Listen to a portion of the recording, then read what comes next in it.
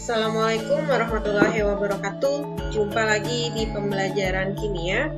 Setelah PTS kemarin, kita lanjutkan materi kita selanjutnya, yaitu tentang sel elektrolisis. Pada sel elektrolisis ini adalah materi kimia di kelas 12 yang akan kita bahas di pertemuan kali ini. Kita awali pertemuan kita kali ini dengan membaca basmalah bersama-sama. Bismillahirrahmanirrahim. Semoga kalian dapat paham dengan apa yang akan Ibu jelaskan pada video pembelajaran kali ini. Oke, kita langsung masuk di sel elektrolisis. Sebenarnya sel elektrolisis ini adalah kebalikan dari sel Volta. Ya, karena sebelumnya kita sudah bahas tentang sel Volta. Di sel Volta itu kemarin adalah di mana energi kimia itu diubah menjadi energi listrik. Energi kimia diubah menjadi energi listrik itu adalah sel Volta, sedangkan kalau elektrolisis itu kebalikannya, berarti dia energi listrik diubah menjadi energi kimia. Energi kimia di sini bedanya, kalau energi kimia di sini untuk sel Volta reaksi redoksnya dia berlangsung spontan, sedangkan pada elektrolisis energi kimianya ini berupa reaksi redoks yang berlangsung tidak spontan. Oke, ada elektrodanya juga di sini. Seperti biasa elektrodanya ada dua, yaitu ada katoda dan juga ada anoda. Di mana katoda ini dia bermuatan negatif, sedangkan anodanya bermuatan positif. Ini juga kebalikan dari Volta kemarin ya. Jadi kalau di elektrolisis katodanya yang muatannya negatif, sedangkan anodanya yang bermuatan positif. Jadi ketika disingkat, ini kita singkat menjadi kenapo. Katoda negatif, anodanya dia positif. Ya, kalau kemarin di sel Volta singkatannya adalah kapan. Katoda kapan ya? Katoda positif, anoda negatif. Tapi kalau di elektrolisis jadi kenapo. Katodanya negatif, anodanya dia positif. Kemudian di katoda dia terjadi reaksi reduksi, di anoda dia juga terjadi reaksi oksidasi. Jadi untuk reaksi yang terjadi di katoda sama anoda baik di elektrolisis maupun sel Volta itu sama. Jadi singkatannya pun juga sama, yaitu CRAW, di mana di katoda selalu terjadi reaksi reduksi, sedangkan di anoda selalu terjadi reaksi oksidasi. Oke, itu dia. Kemudian bagaimana rangkaian sel elektrolisis? Kita lihat di sini. Ini adalah rangkaian sel dari elektrolisis. Jadi kita cuma punya satu wadah di sini. Kita lihat di sini, ini ada aliran listriknya ya. Di sini yang kita beri tanda panah ini adalah wadahnya. Kemudian ini ada dua elektroda nih. Ini elektrodanya yang positif, itu anodanya. Kemudian elektroda yang negatif itu adalah katodanya. Oke, di sini ada, kemudian ada larutan elektrolitnya. Larutan elektrolit itu kan berarti dia yang bisa mengantarkan listrik ya. Dia karena punya ionisasi menjadi yang positif dan yang negatif. Ini adalah arusnya, di mana arusnya ini dia bersifat sumber arusnya merupakan listrik yang searah. Oke, inilah dia rangkaian sel elektrolisis. Bedanya dengan yang kemarin, yang sel Volta dia ada dua bejana atau dua wadah yang dihubungkan dengan jembatan garam. Tapi dari sel elektrolisis ini dia tidak ada jembatan garam. Oke, kita lanjut. Kemudian kita akan bahas reaksi sel elektrolisis. Apa saja nanti reaksi yang terjadi pada sel elektrolisis? Kembali lagi kalian harus ingat dalam deret Volta, logam-logam yang ada di deret Volta. Kemarin seperti ini kan ya. Ini dia deret Volta, dari kiri ke kanan itu harga E-nya semakin besar atau dia semakin nilainya positif, sehingga dia nanti akan mudah mengalami reduksi. Jadi kalau ke kanan harga E-nya semakin besar, karena semakin besar berarti semakin mudah reduksi. Kemarin yang semakin ke kiri berarti dia akan semakin nilainya semakin kecil, karena semakin kecil berarti dia semakin mudah untuk dioksidasi. Oke, patokan untuk mencari reaksi apa yang terjadi di sel elektrolisis ini dia sudah dirangkum di sini. Jadi nanti kalian akan menuliskan reaksi apa yang terjadi di katoda dan juga reaksi apa yang terjadi di anoda. Oke, jadi nanti kalian lihat soalnya apakah dia dalam bentuk leburan, lelehan, atau cairan, atau dia dalam bentuk larutan. Ketika nanti yang ditanya adalah reaksi sel berupa leburan, lelehan, atau cairan, nanti patokannya adalah seperti ini. Jadi yang terjadi di katoda itu adalah kationnya yang direduksi. Kation ini yang bermuatan positif ya, ion yang bermuatan positif. Sedangkan anion itu adalah ion yang bermuatan negatif. Jadi kalau misalnya dia dalam leburan, lelehan, atau cairan, jadi dia tidak terlalu pengaruh elektroda apa yang dipakai ya. Tapi kalau dia dalam bentuk larutan harus diperhatikan dia elektrodanya dipakai apakah inert atau elektrodanya aktif. Jadi lebih mudah ketika dia dalam bentuk leburan lelehan cairan. Karena tinggal kalian lihat aja kationnya, berarti dia akan mengalami reduksi, sedangkan anionnya dia akan mengalami oksidasi. Nah, ketika dia nanti dalam soalnya itu dia dalam bentuk larutan, kalian harus perhatikan elektroda yang dipakai. Apakah elektroda inert atau elektroda aktif? Inert ini berarti yang tidak mudah bereaksi. Ya, apa saja, yaitu biasanya dipakai adalah PT, C, dan AU. PT adalah platina, C-nya adalah karbon atau grafit, AU-nya adalah aurum atau emas. Sedangkan elektroda aktif di sini ada Cu, Ag, Ni, Fe atau cuak, Ni, Fe. Cu-nya adalah tembaga kuprum, Ag-nya adalah argentum, perak, Ni-nya nikel, Fe adalah ferum atau besi. Jadi kalau nanti dalam bentuk larutan, kalian harus perhatikan elektrodanya. Nah, yang terjadi di katode, reaksinya apa? Ternyata sama, baik dia mau yang pakai larutan elektroda inert maupun elektroda aktif. Tinggal kalian lihat nih kationnya. Kationnya atau ion yang berwarna positifnya itu ketika dia adalah golongan 1A, 2A, dan Al dan Mn, ya, itu nanti yang akan terjadi di katode adalah air yang direduksi. Bagaimana reaksi reduksi air? Ini dia reaksinya. 2H2O plus 2 elektron, dia menjadi 2OH- plus H2. Ya, jadi kalau kation ini kan yang sebelah kiri H2O lah dalam direct volta ya, kita bisa lihat Li, K ini kan dia golongan 1A, ini golongan 2, ini golongan 1, ini 2, kemudian Al dan Mn. Jadi ketika dia dalam direct volta itu ada golongan 1A, 2A, Al dan juga Mn, berarti airnya akan direduksi, bukan logamnya ini akan direduksi. Oke, kemudian ketika kationnya dia selain golongan 1A, 2A, Al, dan Mn, artinya bukan dia nih, bukan yang ada di sebelah kiri H2O, artinya nanti logamnya bisa jadi yang ada di sebelah kanan dari H2O, nanti kation tersebutlah yang akan direduksi. Contoh, ketika kationnya atau yang berwarna positifnya adalah H, kita lihat H ada di sini, berarti dia ada di sebelah kanan, tanda panah ada di sebelah kanan H2O, atau dia selain golongan 1A, 2A, Al, dan Mn. Ya, jadi dia mengalami seperti ini, 2H plus 2 elektron, dia menjadi H2. Oke, contohnya lagi ada Cu. Cu di sini adanya di sebelah kanan dari H2O lagi nih. Dia tidak termasuk yang ada di golongan 1A, 2A, Al, dan juga Mn. Maka nanti yang akan direduksi adalah Cu2 plus menjadi Cu. Nah, yang terlibat di sini adalah 2 elektron. Kalau tadi dia H plus menjadi H2, kita samain dia karena di kanannya adalah H2, berarti sini dikalikan dengan 2. Muatan yang di sini jumlah jadi 2 plus, maka di sini ditambah dengan 2 elektron supaya muatan kanan dan kirinya dia sama.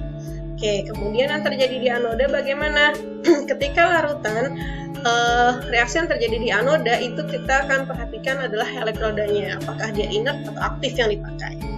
Ketika dia elektroda inert yang dipakai, acuannya adalah ke bawah sini ya. Jadi kalau misalnya dalam soal elektrodanya adalah kita pakai adalah PT, berarti nanti kalian lihat anionnya atau ion yang bermuatan negatifnya, apakah dia ada O-nya atau tidak. Kalau dia anion yang mengandung O, contoh ada SO4-, NO3-, ClO4-, dan PO4-, atau apapun itu yang nantinya ada unsur O-nya di sini, berarti nanti yang terjadi di anoda itu adalah air yang dioksidasi. Bagaimana reaksi oksidasi air? Ini dia 2H2O plus 2H2O dia menjadi 4H plus O2 plus 4 elektron. Jadi di anoda tinggal kalian tulis ini aja, 2H2O menjadi 4H tambah O2 tambah dengan 4E. Jangan terbalik dengan reaksi reduksi air. Kalau air direduksi ini dia reaksinya, ketika air dioksidasi ini dia reaksinya. Oke, bagaimana ketika nanti anionnya tidak ada O-nya? Contoh, nanti berarti kalau dia tidak ada O-nya, berarti anion tersebut yang akan dioksidasi. Contohnya di sini adalah Cl-, dia menjadi Cl2. Kita kalikan 2 di depan supaya sama. Muatannya di kiri dia -2, berarti sini tambah dengan 2 elektron. Ini kan anion Cl- nggak ada O-nya. Jadi kalau anionnya tidak ada O-nya, otomatis nanti dia sendiri yang akan dioksidasi. Oke, sekarang bagaimana ketika soalnya dipakai adalah larutan, dia menggunakan elektrodanya aktif atau salah satunya misalnya C antara Cu, Ag, Ni atau Fe yang dipakai, terserah, yang penting dia termasuk dalam golongan elektroda aktif. Jadi ketika elektroda aktif yang dipakai, nanti yang dioksidasi yang terjadi di anoda itu adalah elektrodanya yang dioksidasi. Jadi dianya sendiri nih yang akan dioksidasi. Contoh, ketika di soal yang dipakai adalah elektroda Cu, berarti Cu ini akan dioksidasi, dia menjadi Cu2+. ketika yang dia pakai elektrodanya adalah Ag, dia menjadi Ag+, sini tambah elektron ya, juga tadi tambah 2 elektron supaya sama muatannya. Ni dioksidasi menjadi Ni2+, kemudian Fe dia dioksidasi menjadi Fe2+. Oke, jadi ini adalah acuan kita dalam mengerjakan soal untuk menuliskan sel elektrolisis. Kemudian di sini ada kegunaan sel elektrolisis. Yang pertama itu adalah untuk proses penyembuhan logam menggunakan gas mulia seperti emas, perak ataupun nikel. Yang kedua itu untuk pemurnian logam kotor, di mana logam yang kotor itu diletakkan di anoda, sedangkan logam murni ditempatkan di katodanya. Yang ketiga yaitu sebagai metode untuk membuat gas oksigen atau O2, membuat gas hidrogen H2 atau juga gas klorin Cl2 di laboratorium. Yang keempat itu juga bisa dibuat sebagai untuk pembuatan logam, misalnya untuk membuat logam aluminium atau Al. Oke, kita langsung masuk saja di contoh soalnya. Contoh soal yang pertama dia seperti ini. Tuliskan reaksi elektrolisis lelehan Ag2O dengan elektroda platina atau PT. Yang kalian perhatikan di sini adalah bentuk senyawanya, ya. Artinya dia wujudnya dalam bentuk apa? Apakah dia lelehan, leburan, larutan, cairan? Ini yang pertama. Yang kedua, lihat dari elektroda yang dipakai. Karena di sini dia dalam bentuk lelehan, kalau dalam bentuk tadi yang lelehan, leburan atau cairan kan gampang. Jadi kalian cuma tinggal lihat kationnya dan juga anionnya. Kita jawab dulu Ag2O, kita buat reaksi ionisasinya, dia menjadi Ag plus ya. Ag kita lihat muatannya dari sini, lawannya itu O, tidak ada angkanya, maka di sini Ag-nya plus. Kemudian ditambah dengan O, muatan O dia adalah 2. Jadi ketika diionisasi reaksi dari Ag2O yaitu dia menjadi Ag plus ditambah dengan O2 min. Kita lihat setara reaksi setaranya, Ag-nya di sini 2, Ag di sini 1. Dia tidak setara, maka di sini dikalikan dengan 2. O-nya sudah sama ya, sama-sama 1. Sekarang muatannya di sisi kiri dia nggak ada muatan, artinya 0, di kanannya adalah plus dikali 2, jadi plus 2, min 2, jadi dia 0. Jadi sama-sama kiri kanannya adalah 0. Oke, nanti reaksi apa yang terjadi di katoda? Ingat ya, tadi di tabel yang tadi, kalau dia dalam bentuk lelehan, berarti kationnya yang akan direduksi. Karena tadi yang terjadi di katoda itu adalah reaksi reduksi. Nah, yang direduksi siapa? Yang direduksi adalah kationnya. Ini kationnya. Jadi kationnya itu Ag+, kita oksidasi dia menjadi Ag. Oke, kanan kiri sudah sama jumlah unsurnya, tinggal kita samakan muatannya. Di sini plus 1, di sini adalah 0. Kita tambahkan elektron seperti biasa yang muatannya lebih banyak. Karena di sini plus 1, di sini 0, berarti tambahkan elektron sebelah kiri. Oke, ini dia sudah setara ya. Kemudian yang terjadi di anoda bagaimana? Yang terjadi di anoda adalah reaksi oksidasi. Siapa yang dioksidasi? Oksidasi adalah anionnya, karena dia dalam bentuk lelehan ya. Anionnya berarti O2 min, dia menjadi O2. O-nya di kanan 2, O di kiri dia 1, berarti sini kalikan dengan 2. Berarti sekarang muatan dari sini min 4, karena 2 min dikali 2, sedangkan di sini adalah 0. Berarti kita tambahkan dengan 4 elektron di sebelah kanan supaya sama. Oke, sekarang kita lihat elektron yang ada di katoda adalah 1, sedangkan di anoda dia elektron yang terlibat adalah 4. Elektron ini kan dia tidak sama, nah supaya sama seperti biasa kita kalikan, yang atas ini dikalikan 4, berarti yang bawah kita kalikan dengan 1. Oke, yang atas kita kalikan 4, berarti di sini kalikan 4, jadi 4 Ag plus, sini jadi 4 elektron, di sini jadi 4 Ag. Ketika sudah sama, berarti kita akan coret kalau dia ada yang sama ya, pasang bawahnya dan letaknya berlawanan. Karena di sini yang sama adalah 4 elektron, berarti 4 elektron kita akan coret seperti ini. Nah, sisanya yang di sebelah kiri itu adalah 4 Ag+, kemudian ditambah 2 O2 min seperti ini, kemudian di kanannya ada 4 Ag dan juga nanti plus O2. Oke, sudah selesai seperti ini. Kalau dia dalam satu ruas ada yang muatan positif, ada yang muatan negatif, itu kita jadikan satu, kita bentuk suatu senyawanya. Ag plus dengan O2 min dia akan membentuk Ag2O. Ya, kita kali silang ya. Ag-nya pindah ke sini, muatannya 1, 2-nya pindah ke depan Ag jadi 2. Jadilah bentuk Ag2O. Nah, karena di sini Ag-nya 4, berarti sini kita kalikan 2. Jadi dia Ag-nya dia 4, O-nya dia juga 2, sama ya. Jadi 4 Ag plus dengan O2 min itu sama dengan 4 Ag2O. Oke. sama dengan 2Ag 2O, sorry. Jadi sebelah kanannya karena nggak ada lagi plus minusnya, tinggal kita tulis 4Ag plus O2. Oke, seperti ini ya.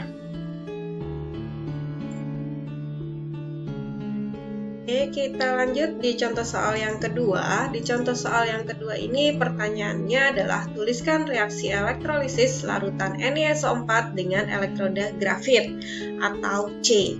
Oke, sekarang senyawanya adalah NiSO4, dia dalam bentuk sekarang wujudnya larutan, dan elektroda yang dipakai adalah elektroda grafit atau C, di mana C ini dia termasuk ke dalam elektroda inert atau yang tidak aktif. Oke, seperti biasa kita buat dulu reaksi ionisasi dari NiSO4, dia menjadi Ni2+ ditambah dengan SO4 2-. Ya, karena NiSO4 SO4 muatannya 2-, berarti Ni muatannya juga dia menjadi 2+, supaya dia muatannya menjadi 0, sama seperti yang sebelah kiri. Oke, kemudian apa yang terjadi di katoda? Yang terjadi di katoda adalah reaksi reduksi. Yang direduksi adalah kationnya. Kita lihat kationnya ini, Ni ini termasuk ke dalam golongan yang sebelah kiri dari H2O atau sebelah kanan dari H2O dalam deret volta. Nah, karena dia di sebelah kanan dari air atau sebelah kanan dari H2O, berarti nanti Ni sendiri akan dia direduksi. Jadi Ni2+ dia tereduksi menjadi Ni. Oke. Kemudian di sini jumlahnya sama-sama 1 ya.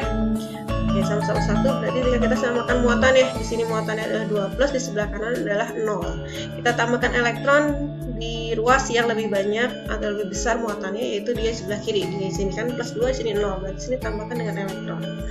Oke, berapa elektron yang ditambah supaya hasilnya sama dengan sebelah kanan 0, yaitu tambahin dengan 2 elektron. Jadi 2+ dikurang dengan 2 min 2 nih ya, jadi dia sama-sama hasilnya adalah 0. Kemudian yang terjadi di anoda apa? Anoda itu kan tadi reaksi oksidasi ya, karena singkatannya adalah CRAO, anoda reduksi, anoda oksidasi. Anodanya ini kita lihat ya, di sini ada SO4 2-, karena yang dipakai adalah elektrodanya inert, berarti kita tidak lihat elektrodanya karena dia tidak akan teroksidasi. Jadi yang kita lihat adalah anionnya. Anionnya ada O-nya atau tidak? Kalau dia ada O-nya, berarti nanti air yang akan dioksidasi. Ya, kalau dia tidak ada O-nya, berarti anion dia sendiri nih, ini kan anion yang bermuatan negatif, dia sendiri akan dioksidasi. Nah, karena SO4 ini ada O-nya, berarti di sini yang terjadi adalah oksidasi air. Bagaimana reaksinya? Tinggal kita tulis yang tadi di tabel, yaitu 2H2O, dia menjadi di sini 4H+, ditambah dengan O2, ditambah dengan 4 elektron. Seperti ini ya. Nah, kita lihat elektronnya ternyata tidak sama. Yang di katoda ada 2 elektron, di anoda ada 4 elektron. Supaya sama, di atas kita kalikan 2, yang bawah kita kalikan dengan 1. Nah, yang di atas kita kalikan 2, dia di sini jadi 2 Ni2+, ini 2 elektron, kita kalikan 2, dia jadi 4 elektron. Ni-nya dia menjadi 2 Ni. Yang bawah tidak perlu kita ubah ya, karena hanya dikalikan 1. Selanjutnya kita tinggal coret yang sama, yaitu ada 4 elektron. Kita coret ya. Ada 4, di kanan ada 4, berarti hasilnya adalah 5. Nah, tinggal kita turunkan yang ada di sebelah kiri, sisanya masih ada siapa? Ada 2 Ni2+, kita tulis, kemudian ada lagi 2H2O, kita plus 2H2O. Nah, sebelah kanan masih ada siapa? Ada 2 Ni, kita tulis, kemudian ditambah dengan H+, ditambah dengan O2, seperti ini. Nah, di sini masih ada muatan, tapi kan nggak ada muatan negatifnya ya, jadi dia tidak bisa dibentuk dalam, tidak bisa kita ubah dalam bentuk senyawanya. Sama seperti yang di kanan, hanya ada muatan positif. Kalau ada muatan positif sama negatif, baru kita bentuk senyawanya sama seperti tadi di contoh soal yang pertama. Kemudian di contoh soal yang ketiga, ini dia soalnya. Tuliskan reaksi elektrolisis larutan AgNO3 dengan elektroda nikel atau Ni. Sekarang AgNO3-nya dalam bentuk larutan, dan elektroda yang dipakai adalah nikel. Nikel ini atau Ni ini dia adalah termasuk ke dalam elektroda aktif. Karena aktif berarti nanti dianya sendiri akan dioksidasi di anodanya ya. AgNO3, kita buat dulu reaksi ionisasinya, yang menjadi Ag+ dengan NO3-. Seperti ini ya. Nah, yang ini kan udah sama semua nih, Ag-nya 1, N-nya 1, O-nya juga sama-sama 3 kiri kanan, berarti tidak perlu kita tambahkan koefisien di depannya. Kemudian di katoda, yang terjadi di katoda adalah reduksi. Kita lihat kalau di katoda yang dilihat adalah positifnya ini ya, kationnya ya. Kationnya apakah termasuk golongan 1A, 2A, Al atau Mn, artinya yang ada di sebelah kiri dari H2O atau di sebelah kanan dari H2O dalam deret volta. Nah, ternyata Ag ada di sebelah kanan dari deret volta, berarti nanti dia sendiri yang akan direduksi. Jadi Ag+ dia menjadi G. Ya, Kemudian Ag-nya sama-sama 1 nih. Sudah sama berarti kita samain muatannya. Muatan yang di bersatu, muatan di sini 0. Berarti sini kita tambahkan dengan elektron sejumlah 1 elektron. Kemudian terjadi di anoda bagaimana? Terjadi di anoda ini nanti kita akan lihat karena dia elektroda yang dipakai adalah nikel termasuk dalam elektroda aktif, berarti nanti nikel sendiri inilah yang akan dioksidasi. Jadi Ni-nya dioksidasi dia menjadi Ni2+. Jadi kalau misalnya di sini elektroda yang dipakai adalah aktif, kita tidak lihat lagi di sini di anionnya ada O atau tidak ada O-nya. Jadi tinggal kita langsung dia yang akan kita oksidasi. Ya.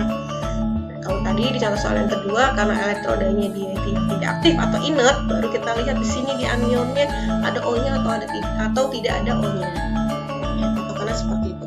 Oke, Ni-nya sama-sama dia di sini 1, muatannya di sini 0, di sini dia plus, berarti di sini kita tambahkan dengan 2 elektron. Elektronnya kan nggak sama lagi, kita samakan yang atas kali 2, yang di bawah dikalikan dengan 1. Oke, yang di atas kita ubah jadi 2 plus, di sini jadi 2 min elektron ya, di sini ada 2 Ag. Oke, selanjutnya kita coret yang sama, yaitu ada 2 E dan 2 elektron ya. Sisanya kita tinggal tulis di sini 2 Ag ditambahkan dengan Ni. Sebelah kanannya yaitu ada 2 Ag ditambah dengan Ni2+.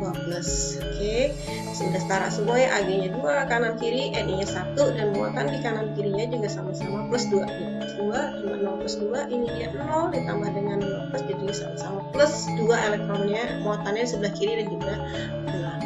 Oke, selesai sampai di sini. Jadi intinya yang harus kalian perhatikan itu adalah di sini wujud senyawanya, apakah dia dalam bentuk lelehan, leburan, cairan atau larutan, dan juga di sini elektroda yang dipakai apakah dia inert atau aktif. Oke, sampai di sini. Terima kasih atas perhatiannya. Semoga kalian paham dengan materi yang Ibu jelaskan di pertemuan kali ini. Terima kasih. Jumpa lagi di pembelajaran selanjutnya. Wassalamualaikum warahmatullahi wabarakatuh.